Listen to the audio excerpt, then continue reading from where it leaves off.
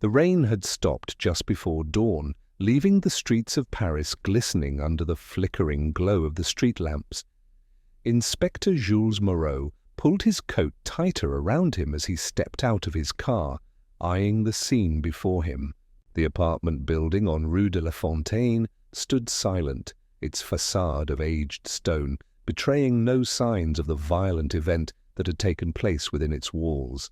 The doorman, an elderly man with a hunched back and weary eyes, waited anxiously near the entrance, his cap twisting nervously in his hands. "It's the third floor, Inspector," the man murmured, voice barely above a whisper. "Apartment 3B. Moreau nodded and entered the building, the marble floors echoing faintly beneath his polished shoes. At the top of the stairs, two uniformed officers waited, their expressions unreadable. The door to 3B was ajar, the wood splintered slightly, near the lock, forced, but not expertly. He stepped inside. The apartment was immaculate, save for one chilling detail. In the center of the dimly lit parlor, slumped in an armchair, was the body of Armand Lefebvre, a man of moderate wealth and reputation, his head lolled to the side, eyes wide open but utterly lifeless, no blood, no signs of struggle. The scene was eerily peaceful. Dr. Bisset, the coroner, stood over the corpse, his fingers pressed against the man's throat. He shook his head. "Dead at least 5 hours, perhaps 6. No visible wounds. We'll need further examination." "To confirm the cause." Moreau took a step closer, studying the body. Lefebvre's posture was undisturbed, as though he had simply dozed off and never awoke. The glass of brandy on the small table beside him was still half full. He picked it up, sniffed carefully. No unusual scent. The first irregularity came in the form of a book, an old leather-bound volume resting on the dead man's lap. Moreau plucked it carefully from its resting place and examined the title, embossed in faded gold, Les Mémoires d'un homme perdu. A book of philosophical musings, not particularly rare. But inside something strange. A single pressed violet, perfectly preserved, nestled between the pages. "A flower?" Moreau murmured. "It was not there when I last visited," came a voice from behind him. He turned. In the doorway stood a woman, tall and elegant, wrapped in a dark shawl. Juliette Fournier, Lefebvre's secretary, confidante, and, if the rumors were to be believed, perhaps something more. "You're certain?" Moreau asked. "Absolutely," she replied, stepping closer. "Armand never kept flowers, and he would never damage a book by pressing one inside. It must have been placed there after he died." Moreau exchanged a glance with his officers. A staged detail, a message, a signature. The violet, delicate yet deliberate, was the first true anomaly. "What time did you last see him?" Moreau pressed. "Yesterday evening, around 8, Juliette answered. He was in fine spirits then. He spoke of a meeting, though he did not say with whom. Moreau turned back to the body, his mind already unraveling the possibilities. If the death was natural, why the forced lock? If it was murder, why leave no trace? And above all, who had left the silent witness, the violet, in the dead man's book? Moreau set the book aside carefully, his gaze returning to Lefebvre's still form. The scene was too composed, too deliberate. A man like Armand Lefebvre, a businessman with a reputation for discretion, known for his methodical habits, would not have left his door vulnerable, nor would he have entertained company so late, without caution. Yet here he was, dead in his own chair, as if awaiting something, or someone. He turned back to Juliette, watching her carefully. Her hands were clasped tightly in front of her, the only visible sign of distress. Her voice had been steady, too steady considering the situation. "You were the last to see him?" Moreau asked, measuring her reaction. "To my knowledge, yes. You said he mentioned a meeting. Did he seem anxious about it?" She hesitated just for a fraction of a second. "No, at least not outwardly. But he was distracted. He barely touched his dinner." "Did he say where the meeting was to take place?" "No, he only said he would be back before midnight." Moreau glanced toward the clock on the mantel, stopped at 11:20. Whether it had halted naturally or been tampered with remained to be seen, but if it was accurate, it suggested that Lefebvre's life had ended shortly after returning home.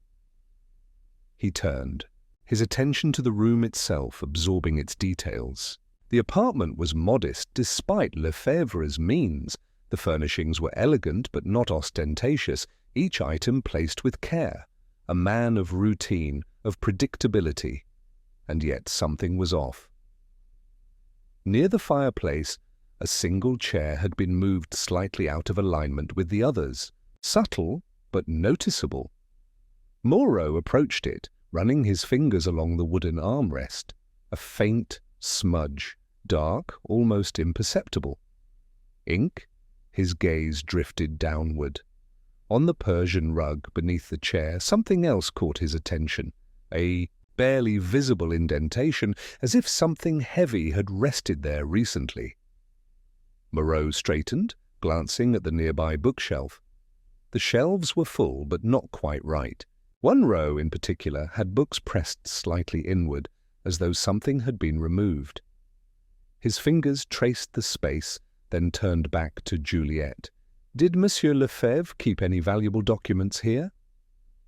"Not here," she said, too quickly. Then, realizing her mistake, she amended.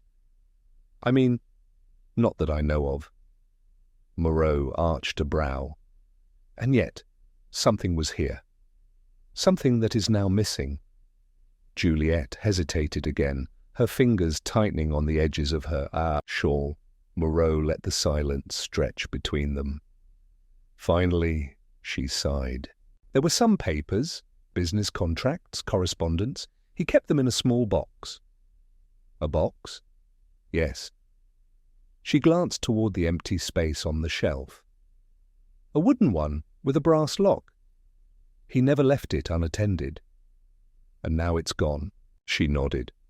Moreau turned back to the armchair, the violet, the missing box, the forced door. They were all pieces, but the full shape of the puzzle had yet to reveal itself. Behind him, one of the officers cleared his throat. "Inspector, we've spoken to the neighbors." No one heard anything unusual. "Of course they didn't," Moreau murmured. "The killer did not come in a hurry." His eyes fell on the doorframe again.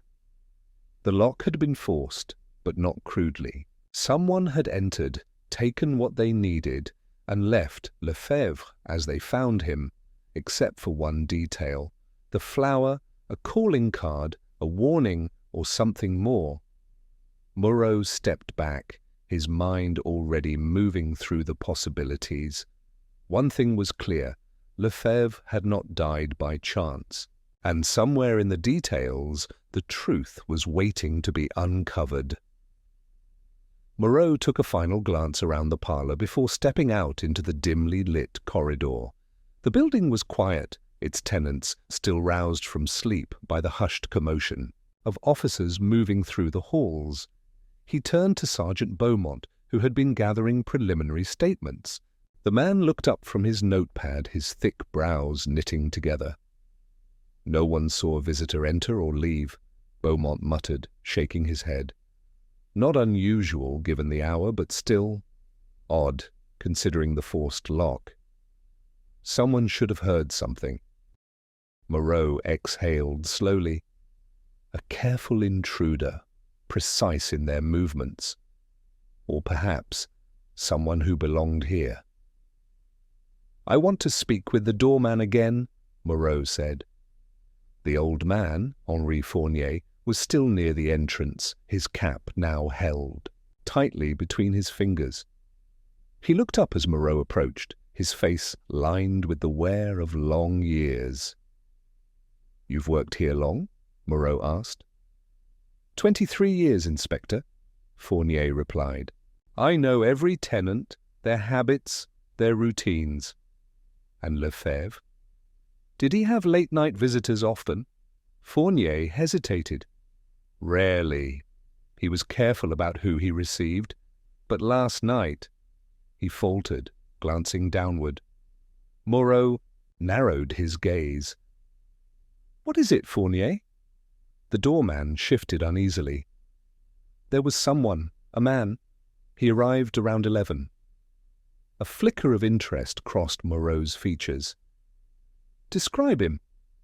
"Medium height, well-dressed. He wore a dark coat and a hat low over his face.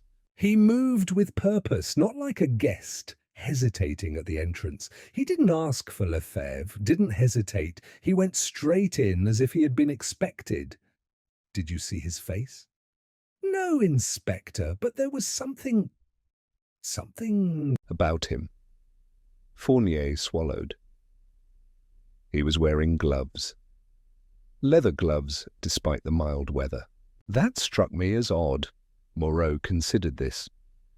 "And did he leave?" Fournier nodded. "Not long after. A little past midnight, I'd say. He walked out quickly, his coat pulled tighter around him, but something had changed." "Changed?" Fournier licked his lips.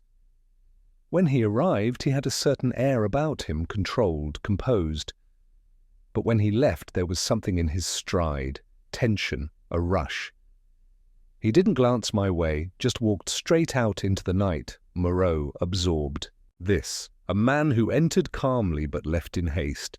Someone who had expected to take something, but had not planned for a dead body. Turning back toward the staircase, Moreau motioned for Beaumont to follow. "Juliette Fournier, let's speak to her again."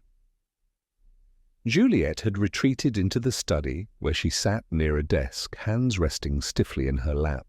She looked up as Moreau entered, her expression composed but wary.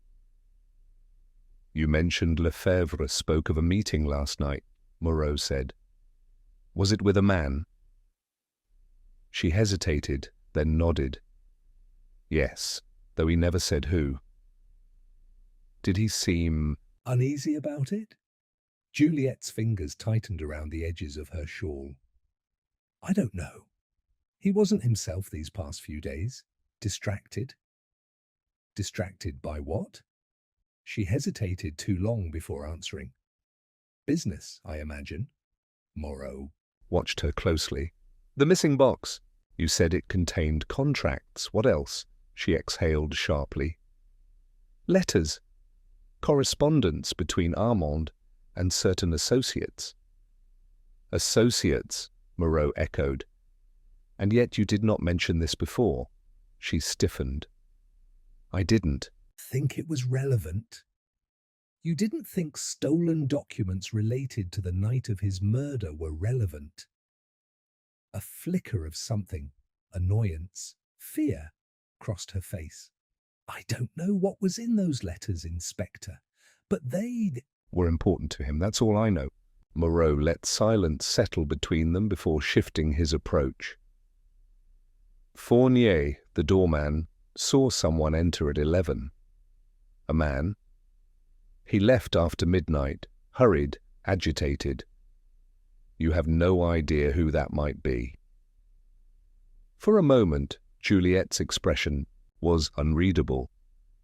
Then, barely above a whisper, "It could have been Lauron." "Lauron?" "Lauron Duray," she said, her voice tightening. "A former associate of Armand's. Their partnership ended unpleasantly." Moreau's eyes sharpened. "Why?" Juliette hesitated, then admitted. "Armand accused him of deception, fraud in their dealings. He severed ties with Lauron months ago, but recently Lauron tried to reconcile. Armand refused." Moreau exchanged a glance with Beaumont. "A man with a grudge, a late-night visit. and a missing box of correspondence. I want to speak with Monsieur Duray, Moreau said. Immediately. Juliet's lips pressed together as if regretting her words. But the damage was done. A name had surfaced, and with it the first thread of deception. The rain had returned by the time Moreau and Beaumont arrived at Laurent Duray's residence, a modest townhouse tucked away in a quieter part of the city. The street was lined with narrow buildings, their shutters drawn tight against the damp chill. A single gas lamp flickered outside, casting elongated shadows across the pavement. Moreau rapped firmly on the door. Moments later, it opened to reveal a man in his late 40s, his dark hair combed back with meticulous care. His eyes, sharp but weary, flickered between the two men before he stepped aside, motioning them in. Laurent Duray carried himself with an air of forced composure, his movements precise but deliberate. His study was well kept, lined with shelves of books and papers stacked neatly upon a heavy wooden desk. A fire crackled in the hearth, but despite the warmth, an unmistakable tension lingered in the air. "To what do I owe the pleasure, Inspector?" Duray asked, his voice smooth but guarded. Moreau took his time surveying the room before answering. "Armand Lefebvre is dead." Duray did not move, but a slight shift in his breathing betrayed him. "Dead," he repeated, as though testing. "The word—" "Murdered," Moreau confirmed. "Late last night, we have reason to believe he met someone shortly before his death. Someone who entered his apartment around 11 and left just past midnight, visibly unsettled." Duray exhaled slowly and lowered himself into a chair by the fireplace. "And you think that someone was me?" "You tell me," Moreau said evenly. "For—" The first time, Duray's carefully measured exterior cracked. His fingers tapped restlessly against the arm of his chair before he let out a quiet chuckle, dry, mirthless. "Armand and I had our differences," he admitted. "He cut me out of our partnership, accused me of dishonesty. I won't pretend I didn't resent him for it." Beaumont scribbled something into his notebook, but Moreau remained focused on Duray. "Resentment is one thing." "Murder is another." Duray leaned forward, elbows on his knees. "I swear to you, Inspector, I haven't seen Armand in weeks." Moreau studied him carefully. The denial was firm, but the tension in Duray's posture suggested something more. "And yet," he said, "we know that certain documents went missing from his apartment last night, important documents." For the first time, Duray's mask faltered. "Documents." A small wooden box, Moreau pressed. Brass lock. Juliette Fournier confirmed it contained business correspondence. Duray's expression darkened. "If Juliette told you that, then she already knows the answer." Moreau exchanged a glance with Beaumont. "Explain." Duray exhaled sharply. "Those letters, if they are the ones I think they are, were dangerous for everyone involved, not just for me." "Dangerous how?" Duray's fingers clenched into fists. "Armand was meticulous in his records. He kept everything, every transaction, every negotiation, every written agreement. When he cut me off, I knew he held on to things that could ruin me, but I wasn't the only one." "Who else?" Moreau pressed. Duray hesitated. "Juliette," Beaumont scoffed. "His secretary?" Duray gave a bitter smile. "His secretary, his confidant, and, for a time, something more." Moreau raised an eyebrow. "And he, you mean, romantically?" Duray nodded.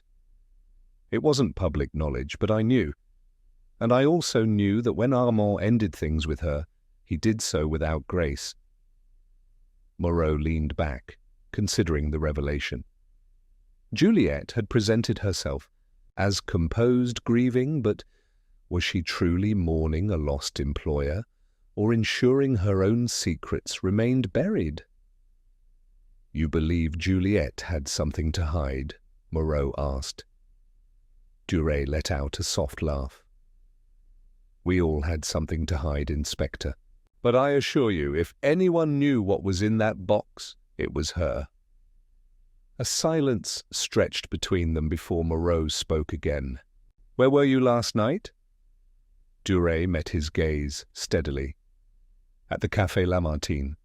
I was there until well past midnight. Plenty of witnesses can confirm it." Moreau nodded slowly. "We'll check." Duray's lips pressed into a thin line. "Do that, Inspector, and while you're verifying alibis, ask yourself, who benefits most from Armand's death?" Moreau and Beaumont left the townhouse without speaking, the rain drumming softly against the pavement. As they reached the car, Beaumont exhaled sharply. "So, Juliet and Lefebvre? That changes things." Moreau stared out at the city streets, his mind sorting through the tangled motives. Duray, with his ruined partnership and missing documents. Juliet, with her concealed past and careful omissions, the missing box, the violet, the unknown visitor who had left in haste. One thing was clear. This was no simple murder. It was a carefully played game where every piece had been set in motion long before the final act. By midday, the case seemed poised for resolution. The officers had worked swiftly, confirming Lauron. Duray's alibi at the Café Lamartine. Several patrons, as well as the barkeep, vouched for his presence until well past midnight. That alone did not clear him entirely. He could have sent someone else to Lefebvre's apartment, arranged for the theft of the documents, but it did rule out the possibility of him personally committing the murder at the estimated time of death. Beaumont, however, had other ideas. "Perhaps he paid someone to do it," Beaumont muttered, flipping through his notes as they sat in the station office. "If the letters were as damaging as he claimed, that would be motive enough." Moreau remained silent, staring at the rain streaking the window pane. The case was moving fast, too fast. Something felt off. The locked apartment, the missing box, the violet, none of it quite fit together yet. Then came the break. An officer burst in, his face alight with urgency. "Inspector Moreau, we've found the box." Moreau turned sharply. "Where?" "Pawn shop in Montmartre. The owner reported a man who came in early this morning, selling a wooden box with a brass lock. Claimed it belonged to his late employer. The shopkeeper got suspicious after hearing about Lefebvre's murder and contacted us." Moreau and Beaumont were on their feet in moments. "The man, was he identified?" Moreau asked. The officer nodded. "Pierre Gauthier, Lefebvre's valet." At the station, Gauthier sat hunched over the interrogation table, his face pale and drawn. A wiry man in his late 30s, he bore the look of someone accustomed to discretion, until now. Before Moreau could speak, Gauthier blurted, "I didn't." "Kill him, I swear! Then why were you selling his property?" Moreau's voice was even but firm. The valet's fingers twisted together. "I found the box on the floor of his study this morning. The door was still open, and—" He hesitated, swallowing hard. "I thought perhaps if I took it and sold it—" "No one would know. I needed the money," Beaumont scoffed. "So you robbed your dead employer before even calling the authorities?" Gauthier's eyes flickered with guilt. "I know how it looks, but I didn't kill him. I arrived just after dawn. I had no idea he was dead until I saw the papers." Moreau tapped the table lightly. "You said the door was open?" "Yes." Gauthier's brow furrowed. "It was strange. I knew he was careful about security." Beaumont exchanged a glance with Moreau. "If the door was open when Gauthier arrived, the killer may have left in a hurry, perhaps disturbed." And yet, Moreau mused, he still had the presence of mind to take the letters, but not the box itself. Why leave an empty box behind unless— His eyes sharpened. Unless they wanted us to find it? A trap, a diversion. Beaumont exhaled in frustration. So what? Gautier's lying? Moreau shook his head. No, he's a thief, but not a murderer. If he had killed Lefebvre, he wouldn't have been foolish enough to sell the box in broad daylight. He would have disposed of it. Gautier's shoulders sagged in relief. That's the truth, Inspector, I swear it. Despite the mounting evidence, the authorities saw the case differently. The newspaper headlines were already set. Lefebvre's, valet in custody, case nearly solved. The public wanted answers. The pressure to close the case was rising, but Moreau couldn't shake the feeling that the real killer was still out there, watching, waiting. The crime had been too precise, too deliberate. Lefebvre's death wasn't a robbery gone wrong, it was a message. And Moreau was starting to believe that message hadn't been fully delivered yet. The real game was just beginning. The rain had stopped by the time Moreau stepped out of the station, but the air remained thick with the scent of damp stone and something less tangible, unease. The case was moving too quickly, wrapping itself up in a way that felt too convenient. Gautier was guilty of theft, yes, but he was not the architect of Armand Lefebvre's murder. Moreau had seen true killers before, their careful lies, their calculated omissions. Gautier was merely desperate. The detective turned a matchstick between his fingers as he walked, lost in thought. The missing letters, the open door, the violet left behind. Each piece of evidence felt deliberately placed, as though guiding the investigation toward a conclusion. Someone wanted him to reach. Beaumont caught up with him at the corner. You're still turning it over, aren't you? Moreau nodded. Something is missing. The killer left us too much. Beaumont sighed. The box, the documents, the valet, they all point in one direction. What more are you looking for? A reason. Moreau flicked the matchstick away. Lefebvre had enemies. That much is clear. But this wasn't a crime of impulse. It was controlled, almost theatrical. They walked in silence for a moment before Beaumont spoke again. There's something else, he admitted.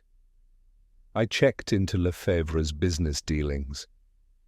You remember the name Marcel Vigneault? Moreau frowned, the name stirring something in the back of his mind. The financier? The very one. 10 years ago, Vigneault was arrested for fraud. A massive embezzlement scheme involving falsified accounts, bribery, ruined dozens of people. And Lefebvre? Beaumont pulled a cigarette from his coat pocket.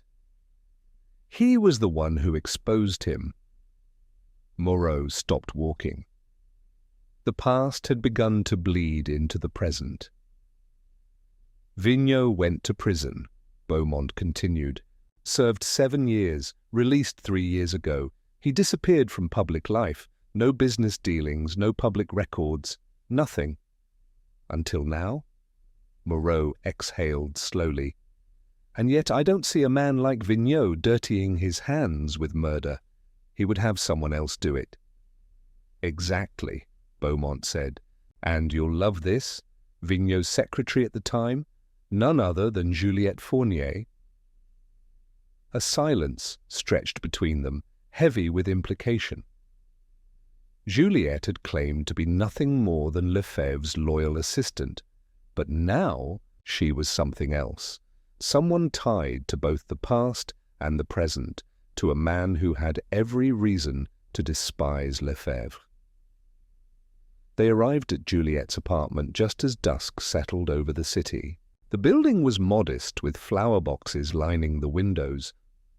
Moreau knocked, and after a pause, the door opened. Juliette stood there, her dark eyes wary. "Inspector," she greeted. "I wasn't expecting you. Moreau stepped inside without waiting for an invitation. "That makes two of us, Mademoiselle Fournier. You neglected to mention your past association with Marcel Vigneault." For the first time, Juliette's composure wavered. It was slight, a fraction of hesitation, before she turned to close the door behind them. "I didn't think it was relevant." Beaumont let out a sharp laugh. "An embezzler brought down by Lefebvre, a man who vanished from public life after his release, and you working for both of them?" Juliette's fingers tightened at her sides. "I had nothing to do with Vigneault's crimes." "But you knew him," Moreau pressed, "and I find it difficult to believe he let you simply walk away after Lefebvre exposed him." She inhaled sharply, then exhaled as though resigning herself to something. "Vigneault trusted me," she admitted. "He told me things. I knew about his dealings long before Lefebvre exposed him, but I kept my silence." "And yet you left him and went to work for the man who destroyed him." Her gaze lifted to Moreau's, filled with something unreadable. "I had no choice. Vigneault was finished. No one would hire me after the scandal, not unless they believed I had information worth something." "Lefebvre took you in," Moreau said, "but not out of generosity."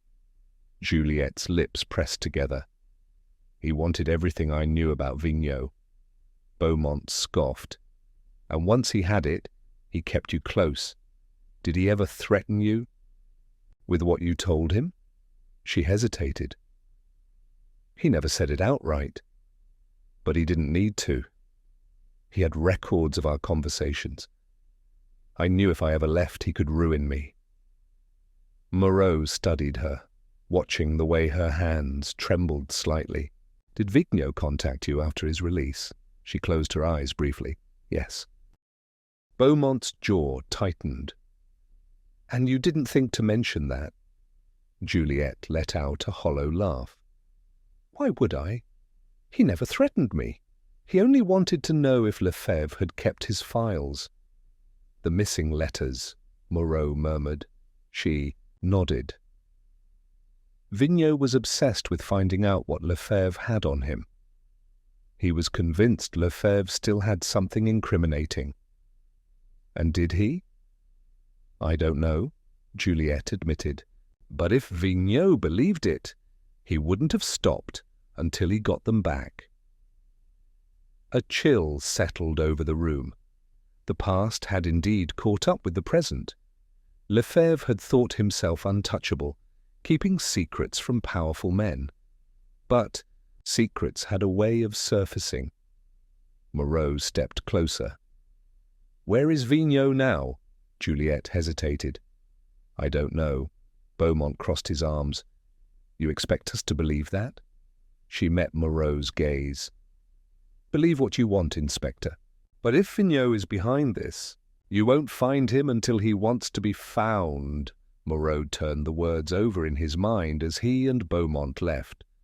The crime was no longer about a simple murder. It was a reckoning, years in the making, and somewhere in the city, Marcel Vigneault was watching, waiting. The real question was, who would fall next? The streets of Paris were restless that night, the city humming with an energy Moreau couldn't quite place. The case had changed, no longer just a murder. It was an old ghost. Reawakened, a game set in motion years ago. Marcel Vigneault was a name the world had nearly forgotten, but Moreau knew better. Men like Vigneault didn't disappear. They waited. And now Lefebvre was dead, his secret stolen, and the man who had once ruined Vigneault's empire was buried. Beneath a headline, Moreau and Beaumont walked in silence until they reached the station. Beaumont, still skeptical, exhaled sharply as he leaned against his desk. So what now? Vigneault is a shadow. If he is behind this, he's covered his tracks well. Moreau said nothing. His fingers traced absent patterns on the desk's surface, his mind elsewhere, the missing letters, the planted evidence. Juliet's careful words. There was still something missing. Then his eyes caught on something small, insignificant at first glance. A matchstick. It lay on the edge of his desk, just like the one he had flicked away earlier that evening. His thoughts shifted. "Beaumont," he said suddenly, "do you have a match?" His partner blinked. "What?" "A match. Give me one." Beaumont sighed, reaching into his pocket and tossing a small matchbox onto the desk. Moreau picked it up, studying it. "Where do you buy these?" "Any tobacco," Beaumont muttered. "Why?" Moreau turned the box over. A small, nearly faded inscription on the side read, "Le Serpent Rouge, 12 Rue de Lille." A cafe. Not an uncommon place for matchboxes to come from, but something about the name sent a spark through Moreau's mind. He pulled the matchstick from his own pocket, the one left behind at Lefebvre's apartment. He compared them. Identical. The same brand, the same cafe. Beaumont frowned.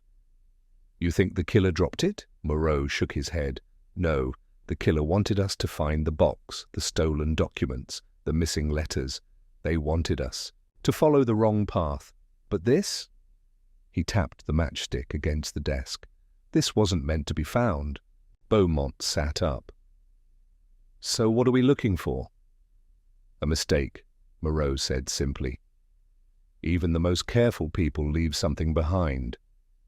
By the time they reached Le Serpent Rouge, the night had deepened. The cafe was tucked into a quiet corner of Rue de Lille, a place of little consequence. Moreau and Beaumont entered, scanning the modest crowd. Smoke hung low in the air, mingling with the scent of cheap wine and burning tobacco. The bartender, a heavy-set man with sleeves rolled to his elbows, eyed them warily. "Drink?" "Not tonight," Moreau said, placing the matchbox on the counter. "We're looking for someone who might have been here in the last few days." The bartender barely glanced at it. "We get all kinds." Moreau smiled faintly. "I imagine you do, but I'm sure you remember the ones who don't belong." The bartender hesitated, then wiped a glass absently. "Maybe." Moreau pulled a coin from his pocket, rolling it across his fingers. A man, middle-aged, careful with his words. Maybe he sat in the corner, kept to himself. Maybe he asked about an old acquaintance. The bartender's eyes flickered. "Not much, but enough." "Yeah," he muttered. "Couple nights ago, didn't stay long." Moreau leaned in slightly. "Alone?" A pause. Then a reluctant shake of the head. "Had a woman with him?" The words settled between them like a sudden chill. Moreau's mind raced. "Describe her." Mid-30s, dark hair, elegant, like she didn't belong in a place like this. Beaumont swore under his breath. Moreau exhaled. Juliet. It wasn't just a past connection. It wasn't just old wounds resurfacing. She hadn't just known Vigneault. She had met with him days before Lefebvre's murder, and she had lied about it. Moreau turned back to the bartender. "Did they seem friendly?" The man shrugged. "She looked nervous. He looked like a man making promises he didn't intend to keep." Outside, the air was colder than before. Beaumont lit a cigarette, his jaw tight. "So she lied." "Lied straight to our faces," Moreau nodded. "And she's hiding something," Beaumont exhaled. "So what do we do?" Moreau smiled slightly, but there was no humor in it. "We make her tell the truth." The rain had started again by the time Moreau and Beaumont reached the station. It fell in fine sheets, whispering against the pavement, soaking into the night like ink on damp paper. Moreau barely noticed. His thoughts were with Juliet, the woman who had sat across from him only hours ago weaving half-truths into something resembling innocence. But now he knew better. She wasn't just tangled in this case, she was an accomplice to something far more dangerous. Inside, the station was restless. Officers moved with hurried steps, papers exchanged hands, voices sharp with urgency. Something had shifted. Moreau felt it before he even saw it. As they stepped inside, a junior officer rushed toward them, eyes wide. "Inspector, there's been—" He hesitated, casting a glance toward Beaumont. "You need to see for yourself." Moreau didn't ask. He followed. Down the corridor, past the desks where statements had been written, through the door that led to the evidence room. The moment he saw the mess, a slow, cold fury settled in his chest. The lock had been forced, the metal box that had once held Lefebvre's documents pried open. Papers lay scattered, some torn, some missing entirely. The theft hadn't been careful, it had been fast, desperate. Beaumont swore. "What the hell happened?" The officer swallowed hard. I don't know. The night clerk swears he heard nothing. There was no sign of forced entry to the station itself. Just this." Moreau stepped forward, scanning the remains. Not everything had been taken. Some documents were left behind, discarded like worthless scraps. But the most important ones, the letters, the stolen records, were gone. Someone had gotten in, and worse, they had known exactly what to take. Beaumont ran a hand through his hair.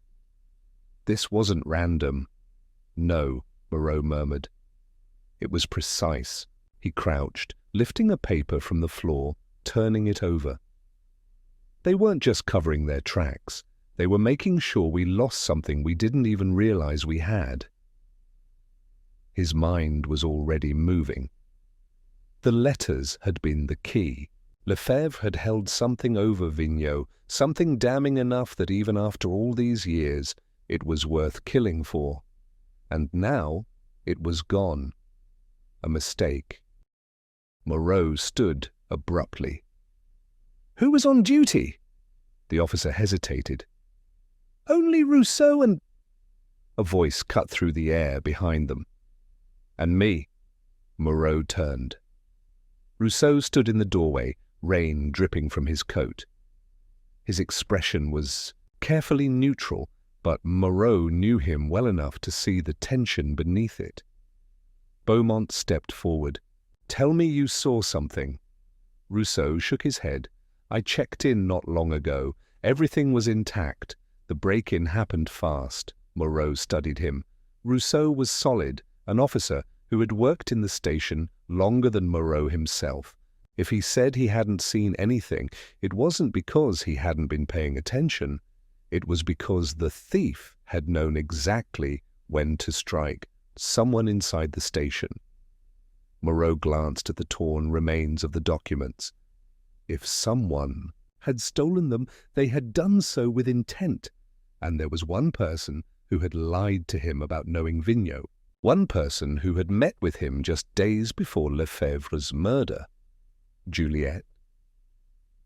He turned sharply. She knew, Beaumont frowned. Knew what? That the letters weren't just dangerous for Vigneault, they were dangerous for her. Beaumont exhaled sharply. "You think she took them?" "No," Moreau said, "but I think she knows who did." Without another word, they left the station, stepping back into the rain. The city blurred in the downpour, but Moreau could see the path ahead with more clarity than ever.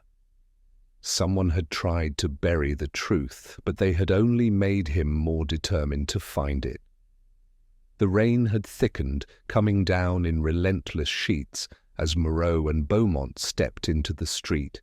Their footsteps splashed through puddles, their urgency slicing through the night's damp silence. Juliet had lied to them. That much was clear. But what wasn't yet clear was whether she was lying to protect herself or someone else. And Now, with the stolen evidence gone, Moreau had the uneasy sense that time was running out faster than he had anticipated. They reached her apartment building, a stately, quiet structure in the 7th arrondissement. The lights in her windows were on. Good. She was still awake. Moreau pressed the buzzer. No response. He pressed it again. Still nothing. A glance at Beaumont confirmed his suspicion. Something was wrong. The door was locked, but that wasn't a problem. Beaumont was already moving, working the handle with practiced ease until the mechanism gave way. The moment they stepped inside, Moreau knew the scent of perfume still lingered in the air, mingling with something else. Something sharp, metallic, blood. They reached the sitting room in seconds. Juliet lay sprawled on the floor, her dark hair spilling across the parquet, like ink. A deep gash marred her temple, and her chest rose and fell in shallow, uneven breaths. She was alive, but only just. Beaumont cursed under his breath, already reaching for his radio. Moreau crouched beside her, fingers pressing lightly against her wrist. Juliet. His voice was firm, insistent. Who did this? Her eyes fluttered, unfocused. Her lips parted, but no sound came at first. Then just barely audible. Too late. Her fingers twitched, her breath rattling, and then her body went slack. Beaumont swore. Damn it! Moreau exhaled sharply, feeling the weight of the moment settle over him. He checked for a pulse, faint, but there. She wasn't gone, not yet. She needs a doctor, Beaumont said, his voice tight. Moreau nodded, standing. But even as Beaumont radioed for medical support, Moreau's eyes swept the room. Nothing had been stolen. Nothing had been ransacked. This wasn't about the missing documents. This was a warning. Juliet had been attacked not to silence her, but to send a message. Moreau turned toward the window, staring out at the rain-slicked streets below. Somewhere out there, the real culprit was watching, waiting for his next move. And if Moreau didn't act fast, there would be another victim before the night was over. The ambulance had come and gone, carrying Juliet into the night. Moreau stood at the edge of her sitting room, his hands in his pockets, eyes scanning the space she had nearly died in. The attack had been precise, one blow, just enough to silence, not to kill. Whoever had done this wanted her alive, at least, for now. But why? Beaumont leaned against the doorway, arms crossed. Whoever hit her didn't take anything. This wasn't a robbery. No. Moreau crouched near the overturned chair, fingertips brushing against a spot of drying blood on the parquet floor. His gaze shifted to the faint smudges near the window. Rain had mixed with something, a footprint, half-formed and vanishing into shadow. He followed the pattern in his mind. Someone had entered, struck Juliet, and then left quickly. But not before she had seen them, Beaumont sighed. If she wakes up, maybe she can tell us who it was. Moreau nodded, but his mind was elsewhere. There was something gnawing at him, something just out of reach. A detail. He retraced his thoughts, playing back each moment in his head. The stolen documents, the break-in at the station, Juliet's warning before she lost consciousness. Too late. Not a name, not a place, just a statement. What was too late? Too late to stop something, too late to save someone? His eyes flickered to the desk in the corner of the room, its surface meticulously arranged. A few letters stacked neatly, a silver pen resting precisely in place, a framed photograph beside a brass lamp. He stepped closer, his fingers ghosting over the items. The picture caught his attention. Juliet, smiling, standing beside a man in a sharp suit. Vigneault, his stomach tightened. He had known they were connected, but Juliet had never admitted just how close she had been to him. And Vigneault was dead now, just another piece in this unraveling puzzle. Beaumont peered over his shoulder. "Something?" Moreau tapped the frame lightly. "She never told us how well she knew Vigneault." Beaumont frowned. "You think she lied?" "I think she omitted." He picked up the frame, tilting it. The glass caught the light, revealing something odd. A faint crease in the photograph, almost invisible unless viewed from an angle. Moreau carefully pried the back open, sliding out the image. A second, smaller piece of paper slipped free, tucked between the photograph and the backing. He unfolded it. A handwritten note, hurriedly scrawled. "Not safe. If anything happens, find Rousseau. He knows." Moreau's pulse quickened. Rousseau. The officer who had been at the station the night the evidence was stolen. The man who had claimed to have seen nothing. Beaumont whistled low. "Looks like Juliet's been keeping more than one secret." Moreau slid the paper into his pocket, thoughts racing. If Juliet had known something was coming, then she had been trying to protect herself. And if she trusted Rousseau, he was out the door before he finished the thought. The rain had slowed to a drizzle as they drove back to the station, the city lights casting long, flickering shadows across the wet pavement. Moreau's grip on the steering wheel tightened. If Rousseau had answers, Moreau was going to get them. They arrived in minutes, pushing through the station's heavy doors, moving fast. But as they stepped inside, Moreau's instincts twisted sharply in his chest. Something was wrong. The air in the station was different, too still, too heavy. A hush had settled over the place, a quiet tension that made the hairs on his arms rise. Then he saw why. A group of officers stood gathered near Rousseau's desk, their expressions grim. Moreau moved through them without a word, his eyes locking. Onto the motionless form slumped in Rousseau's chair. Blood stained the front of his uniform, seeping into the fabric, spreading dark and final. His head tilted at an unnatural angle, his mouth slightly open, as if his last breath had been taken mid-sentence. Beaumont exhaled sharply. "Mon Dieu." Moreau didn't speak. He stepped closer, eyes tracing the scene.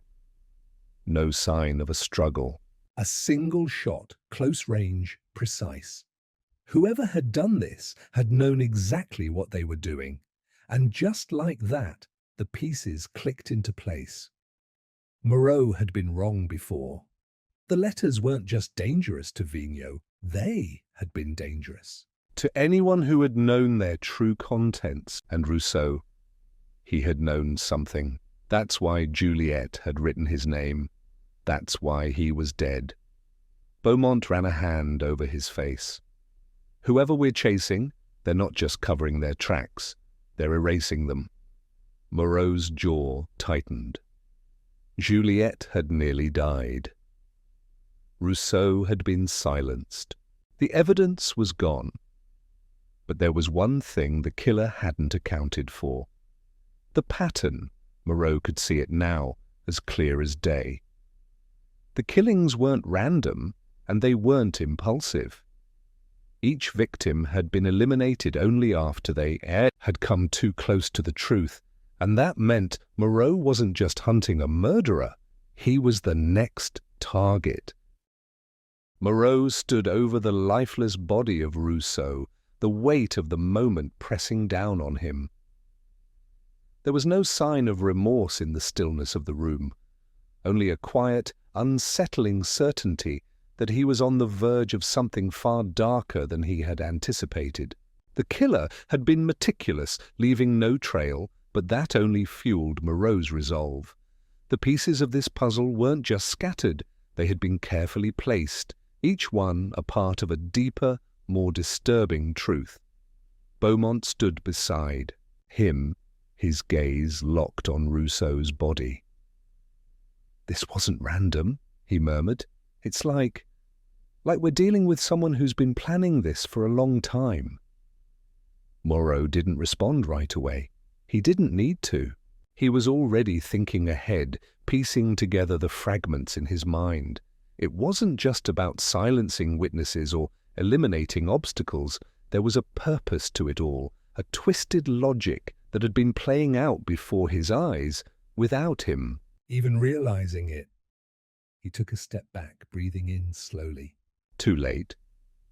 The words Juliet had whispered in her final moments echoed in his mind. Too late for what? What had she known, and what had she been trying to protect? He glanced over at Rousseau's desk, his eyes scanning the cluttered surface. There had to be something here, something that tied everything together. And then it hit him. Moreau's gaze fixed on an old, dusty file sitting neatly in the corner of the desk, a file that had never stood out before.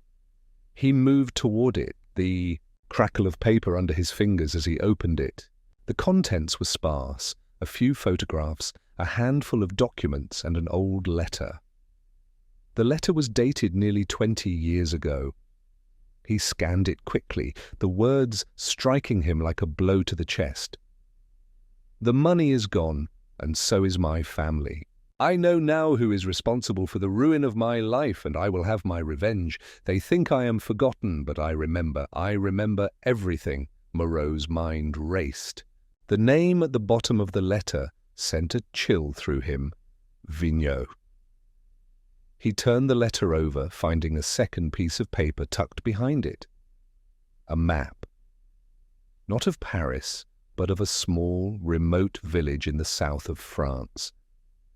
The location of an old, long-abandoned house. The map was marked with an X near the back of the property, a clear sign that something important had been hidden there. Beaumont moved closer, his voice low. "What is this? What's the connection?" Moreau's eyes narrowed. The connection is revenge. This goes back years. Vigneault and Rousseau were part of something, a past that neither of them was willing to let go. He flipped through the file, finding more clues, old news clippings, a few names, and one photograph that caught his attention. A group of men in their 20s, smiling and standing arm in arm. Vigneault was in the center, and beside him stood Rousseau. They were young, full of promise, their lives still ahead of them. But the look in their eyes told a different story. A story of secrets, betrayal, and ambition. And one other man. In the corner of the photograph was a shadowy figure, barely visible but unmistakable. The face was obscured, but the posture was familiar. Someone who had been left out of the picture. Someone who had been pushed to the edge. Moreau felt the pieces snap together in his mind, the sudden realization sending a jolt of clarity through him. The pattern, the motive, the hidden connection, it was all becoming clear now. This wasn't just about money, it wasn't about political power or business dealings. This was personal. This was about betrayal. Rousseau and Vigneault had been part of a secret, long-forgotten scheme. They had been involved in a dangerous game years ago, something they had hoped to bury with time. But someone who had been left behind, had never forgiven them. They hadn't just stolen from the man in the photograph, they had taken everything, his family, his dignity, his future. And now that man was back. Moreau's stomach churned as he realized the depth of the psychological wound that had driven the killer. It wasn't just about taking vengeance, it was about reclaiming everything that had been lost, making the past right in ways that could only be accomplished through violence, through eliminating those who had wronged him. The killer wasn't after power. They were after the one thing that had been stolen from them all those years ago, their sense of identity, their sense of self. They were willing to destroy anyone who stood in their way, to manipulate every situation, every person, until their twisted version of justice was served. Moreau closed the file and turned to Beaumont, his eyes dark with resolve. "I know who it is," Beaumont's eyebrows furrowed. "You know? But how—" Moreau cut him off, his voice low and deliberate. "It's not about who, it's about what. The killer is someone we've been looking at all along, but never truly understood. They've been using us, manipulating the investigation from the start.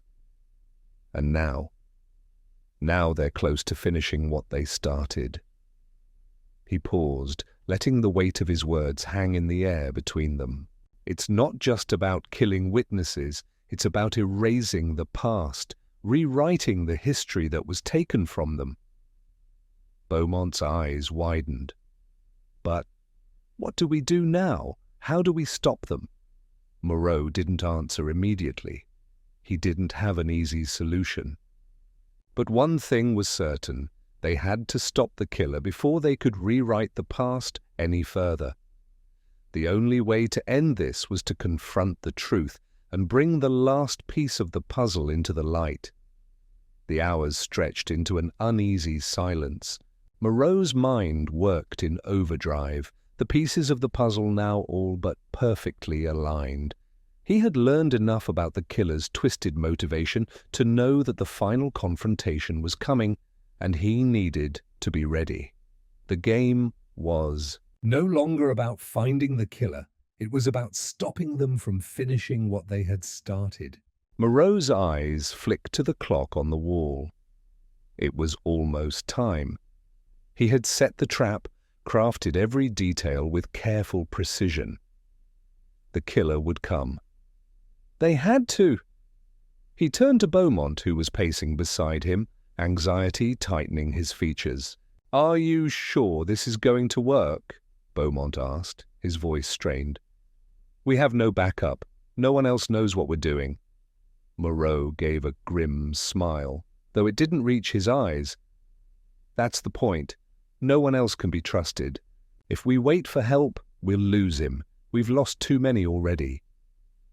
Beaumont hesitated but nodded in understanding. They both knew this was their only shot. They had orchestrated every part of the plan.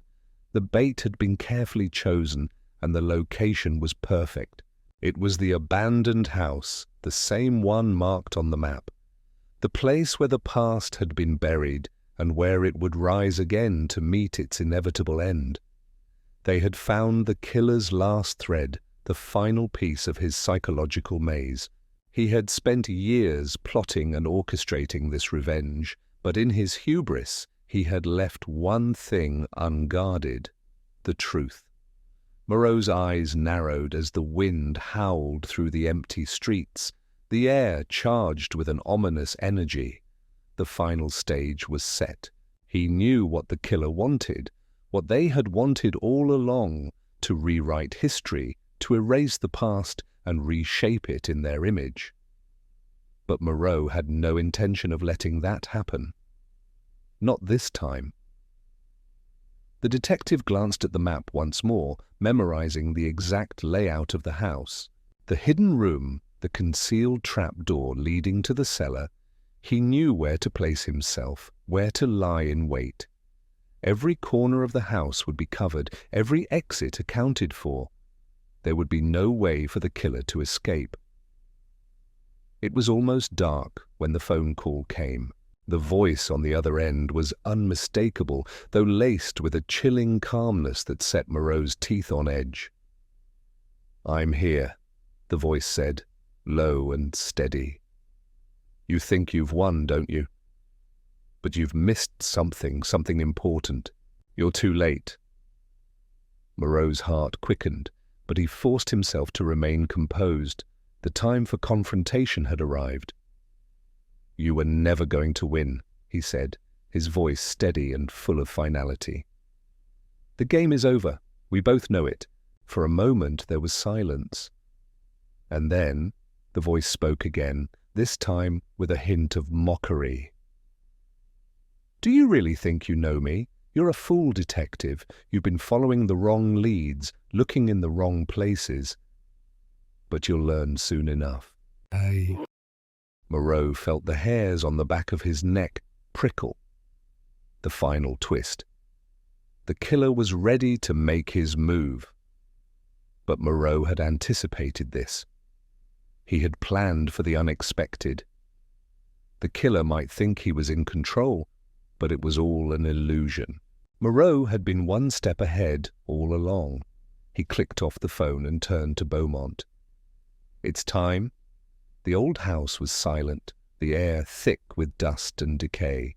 The floorboards creaked underfoot as Moreau and Beaumont moved through the rooms, their footsteps barely audible.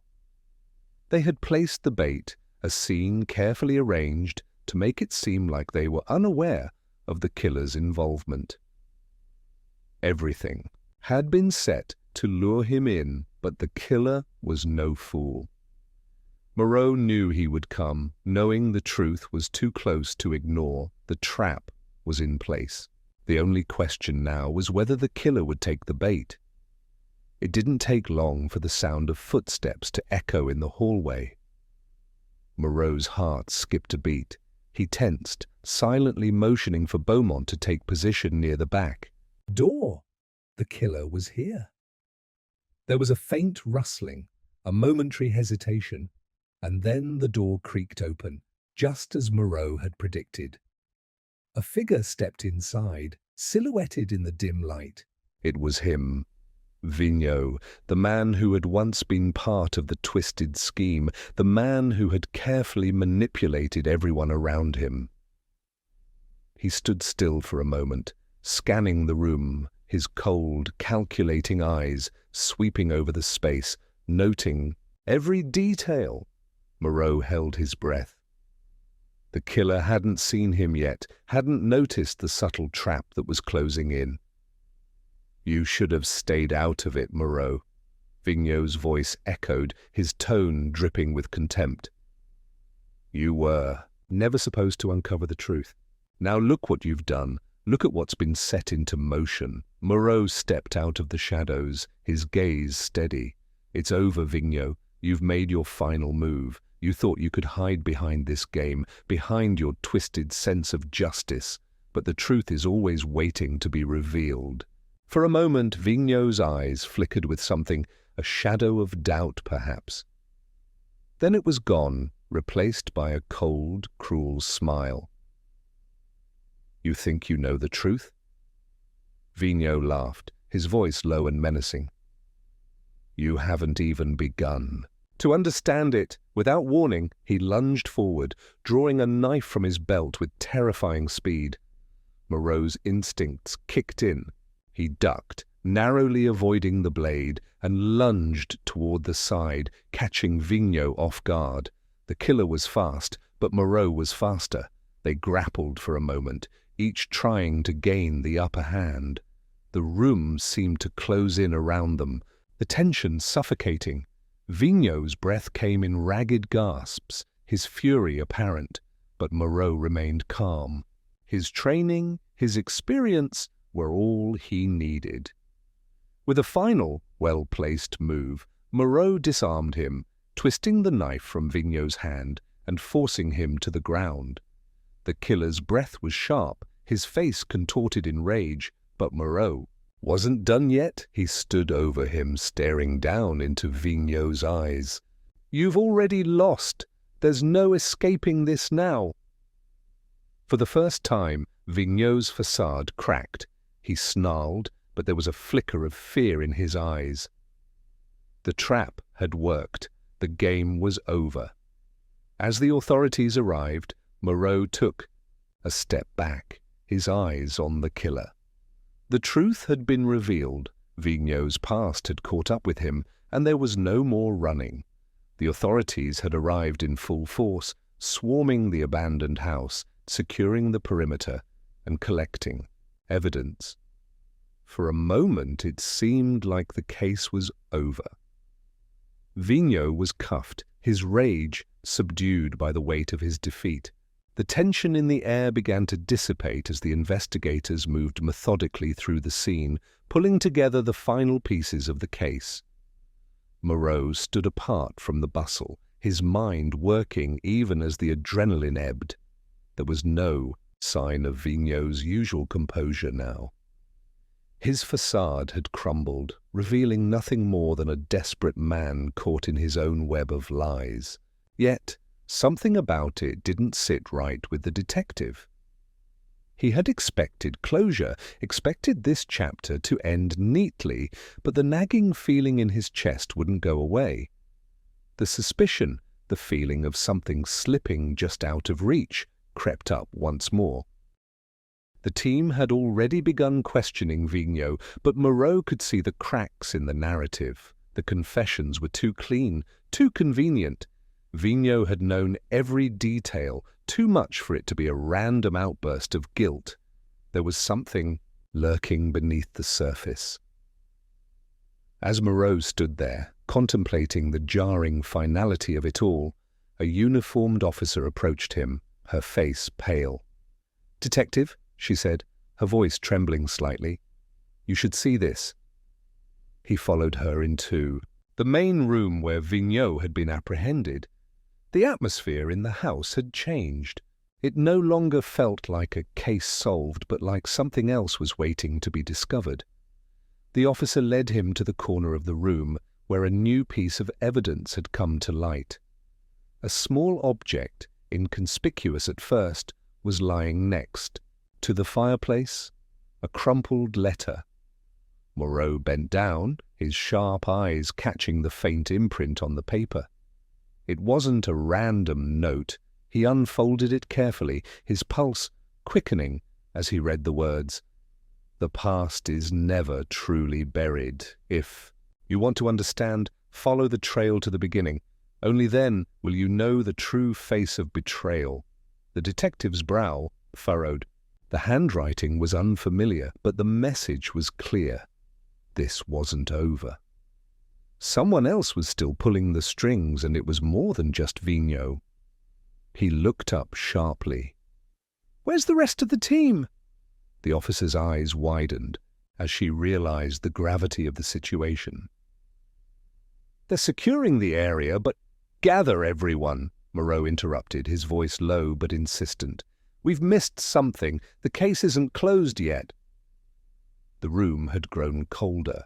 By the time Moreau reconvened with his team, the letter had stirred something deep within him, a buried instinct that told him the real story hadn't come to light. The confession from Vigneault, though detailed, hadn't felt genuine. There had been no remorse in his words, no real weight, of a man confessing to a crime that had tormented him for so long. That was when the detective's thoughts started to unravel the story all over again. It couldn't be Vigneault. Not truly. Moreau gathered the team and laid out the evidence they had gathered. He paced back and forth as he spoke, feeling a strange mix of frustration and clarity. "The message on the letter," he began, "it tells us two things. One, that there is something in the past we haven't uncovered, and two, that this isn't about Vigneault at all. He's a pawn. We were too quick to dismiss the possibility." A pause hung in the air. The team's collective breath held, waiting for Moreau to continue. "Think about it," he continued. Vigneault was too precise in his movements, too careful, too clean in his confession. He knew every twist and turn before we did. He had insider knowledge, more than anyone could have expected. But why would he confess so easily? Why would he throw himself into the middle of everything when he clearly had the upper hand? The realization came slowly, creeping into his thoughts like the cold air pressing in from the outside. "The mastermind isn't Vigneault," Moreau said. voice cold and steady. "It's someone else, someone who has been hiding in plain sight this entire time." The room fell silent. "Who?" one of the investigators asked, his voice cracking slightly. Moreau's gaze locked onto the floor where the letter still lay. Someone who would have had access to all the right information, someone who would have known exactly how to manipulate Vigneault, and someone who could have orchestrated the crime from behind the scenes without us ever noticing. A realization sparked in his eyes. Beaumont, the name hit the room like a thunderclap, and the detective's heart clenched. Beaumont had been too eager. He'd been the one to suggest the trap, the one to have made all the right recommendations at the right times.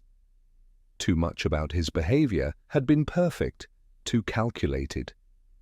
The letter, the phrasing, it all pointed back to him. Beaumont had always been too involved, too central to every twist and turn. His sudden bursts of enthusiasm for the investigation, his insistence on certain leads, the way he had always appeared just slightly too close to the action, Moreau had dismissed it all, but now it felt like every small detail was coming into focus. "I've been a fool," Moreau muttered under his breath, already moving toward the door. "He's been playing us all along." By the time Moreau reached Beaumont's office, the weight of his decision was clear. He had never fully trusted Beaumont, not completely, but he had been the perfect accomplice, a man hiding in plain sight, playing the role of an earnest investigator, when in reality he had been the orchestrator of it all. Moreau stepped into the dimly lit office where Beaumont sat at his desk, papers scattered around him, the light from the desk lamp casting long shadows across the room. "Detective," Beaumont said, his voice too calm, "what brings you here?" Moreau closed the door behind him, his eyes locked onto Beaumont with icy resolve. "I know it was you," he said quietly, his voice barely a whisper. "You've been manipulating everything from the start. You're the real mastermind." Beaumont's lips curled into a smile, but there was no warmth in it. "You're late, Moreau. I expected you to catch on sooner." The detective's pulse quickened as Beaumont slowly stood, his movements deliberate, calculating.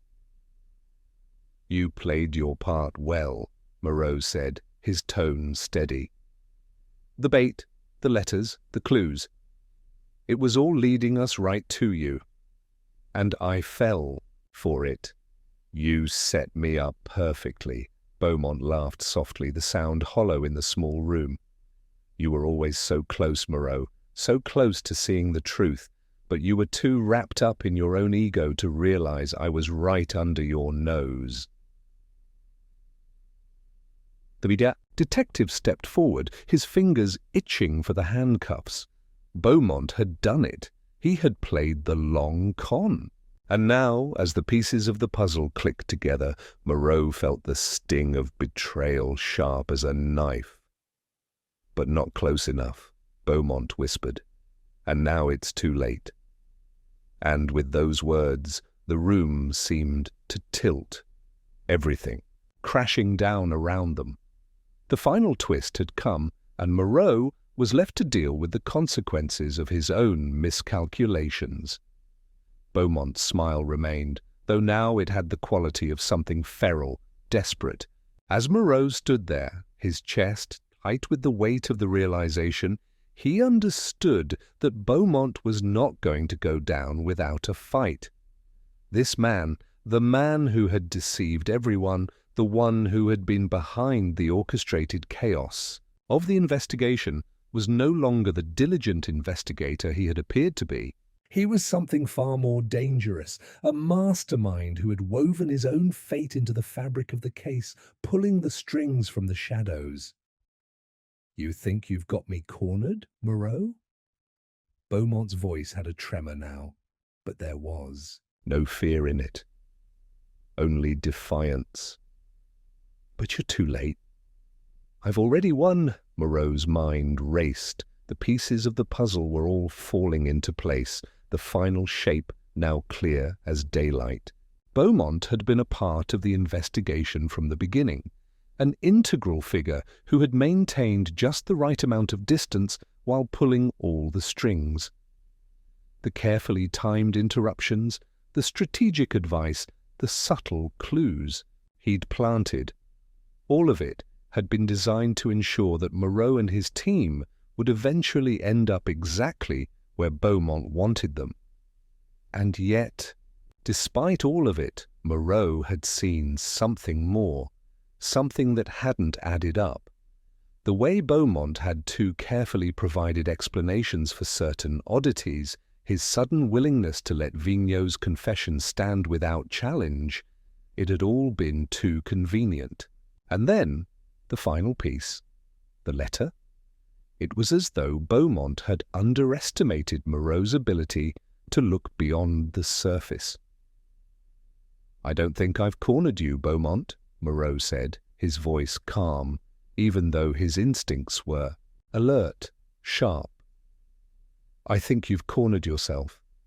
Beaumont's eyes flickered, a brief crack in his facade. Moreau could see the shift, an edge of uncertainty, a glimpse of something that didn't belong in the eyes of someone who thought they were in control. It was the smallest of movements, but it told Moreau everything he needed to know. "You missed something," Moreau continued, stepping closer. "I've known from the beginning that the truth wasn't with Vigneau, that the case wasn't as simple as it seemed. You made sure of that by keeping me distracted with your perfect play acting." Beaumont didn't speak, but his gaze narrowed. Moreau could see the tension tightening across his face, as if a part of him had already known what was coming. "There's one thing I didn't understand until now, though," Moreau said, his voice softening. "When I reviewed everything again, the crime scene, the timeline, the alibis, I realized there was a discrepancy. Something small, but it was key. You set up Vigneau too perfectly." Beaumont stiffened, his composure faltering. "The letter," Moreau pressed. "It wasn't just about the crime. It was about you. You wrote it, didn't you?" A sharp intake of breath came from Beaumont.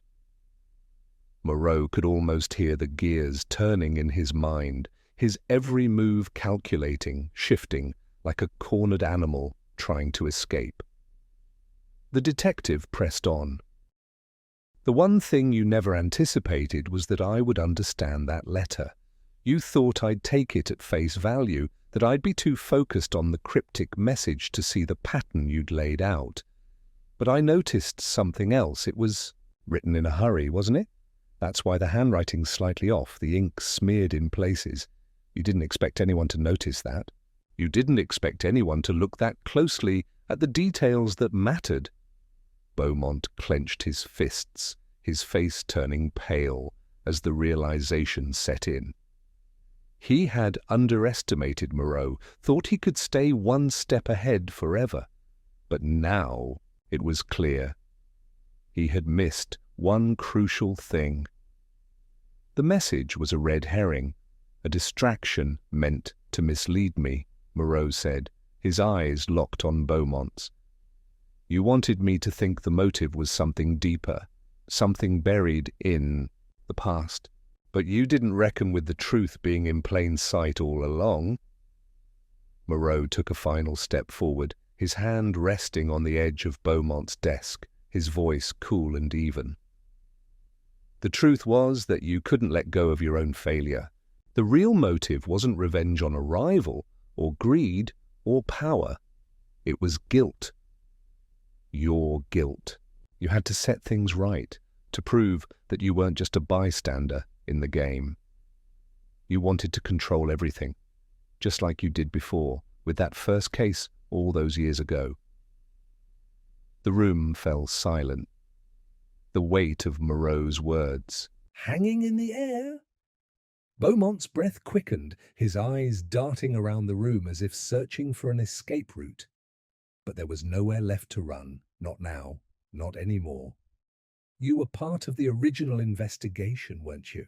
Moreau asked, his voice growing steadier with every word. The one that never made it to court. The one where your old partner went down for something they didn't do. That's what this was about. You wanted redemption. You thought that by framing Vigneault, by manipulating the crime scene, you could make it all go away. You could erase the mistakes you made, the life you ruined, and start fresh. Beaumont stood, stock still, his face drained of colour. But he didn't speak. The silence in the room spoke louder than words. It was the quiet of someone who knew they were caught. It was the stillness before everything collapsed. "But you failed," Moreau said, his voice hard now. "You made a fatal mistake by underestimating me. You assumed that once I had the right clues, I'd be too blind to see the rest of the picture." Beaumont clenched his jaw, but there was nothing left he could do. He had no more cards to play. "Justice," Moreau continued, "isn't always what we think it is. It doesn't always come in a neat package. Sometimes it's messier. Sometimes the people who deserve it never see it coming. But you'll never escape what you did, Beaumont. Not anymore." Beaumont's shoulders slumped, his expression crumpling, as the weight of his own deeds finally came crashing down. Moreau stepped back, allowing the full force of his realization to settle over them both. Beaumont's crimes had been many, layered, intricate, carefully hidden, but in the end it was his own guilt that had betrayed him. And now there was nowhere left to hide. It was over. But there was no satisfaction in Moreau's heart. Only a quiet, bitter recognition that some crimes ran deeper than others. Some were never truly finished. And some criminals, no matter how carefully they'd played their hand, could never truly escape the consequences of their actions. Justice had been served, or had it? As Moreau stepped away from the scene, the weight of the case pressed heavily on his shoulders. The air outside the station was cool, the city still buzzing with its usual hum, but to Moreau it all felt distant, muted. The resolution, though hard won, did little to quell the gnawing sense that something remained just beyond reach. Justice had been served, at least for Beaumont, but in Moreau's mind there was always one last question, one small piece of the puzzle that still didn't fit quite right. He had walked away from the courthouse after Beaumont's confession, the legal process moving forward as it should. Vigneault had been cleared, his name finally exonerated, and the case had been tied up neatly. But as Moreau made his way to his car, a brief moment of hesitation lingered, a flicker of doubt that wouldn't let go. The detective paused, resting his hand on the car door, staring down at the ground. The familiar sounds of the city, the distant hum of traffic, the murmur of conversations, seemed to fade for a moment.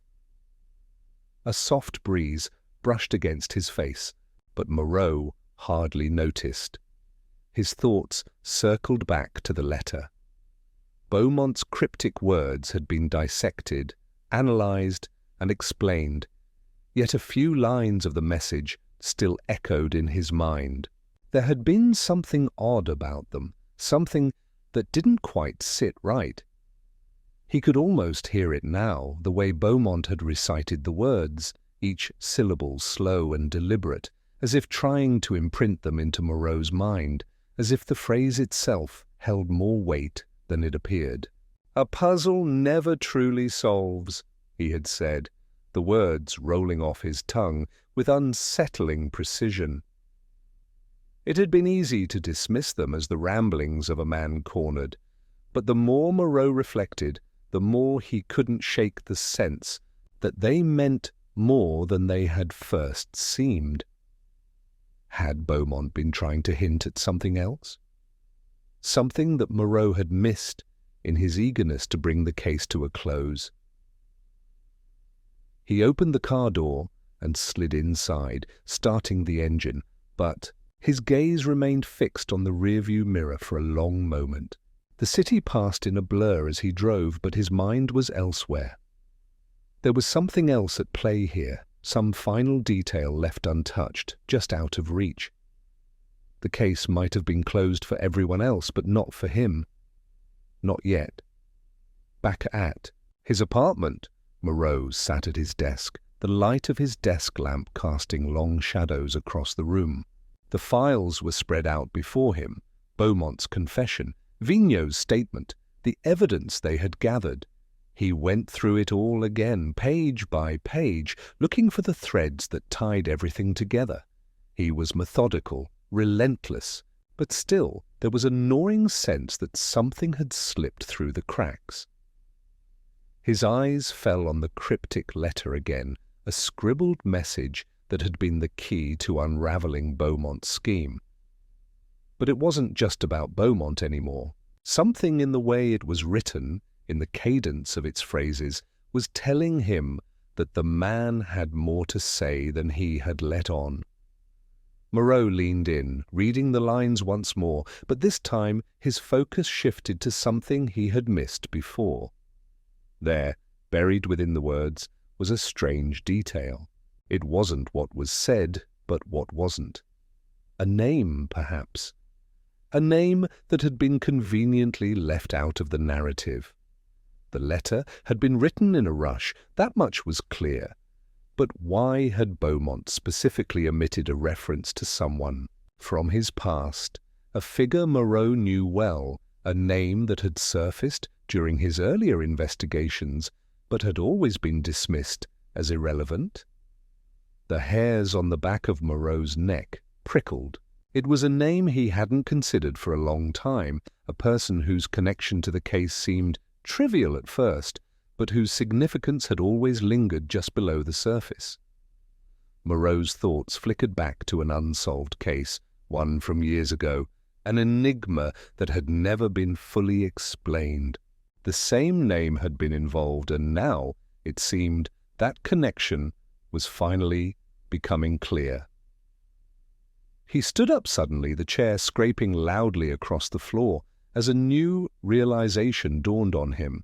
The pattern, the one that had been elusive and incomplete before, was taking shape in his mind now.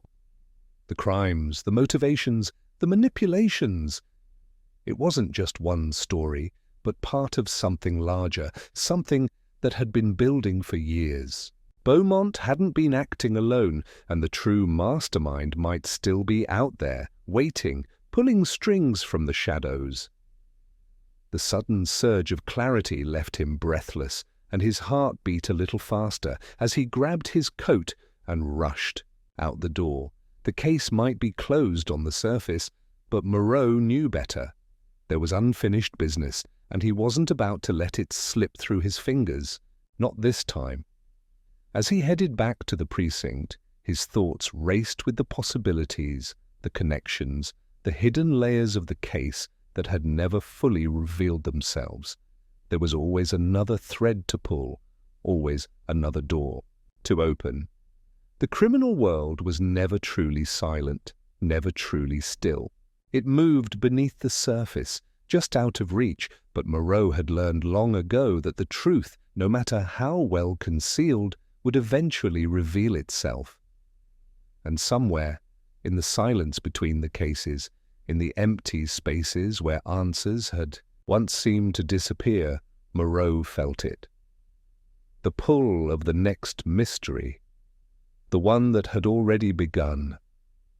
It was only a matter of time before it found its way to him. And when it did, he would be ready. For now, though, the mystery of Beaumont was behind him, or so he thought.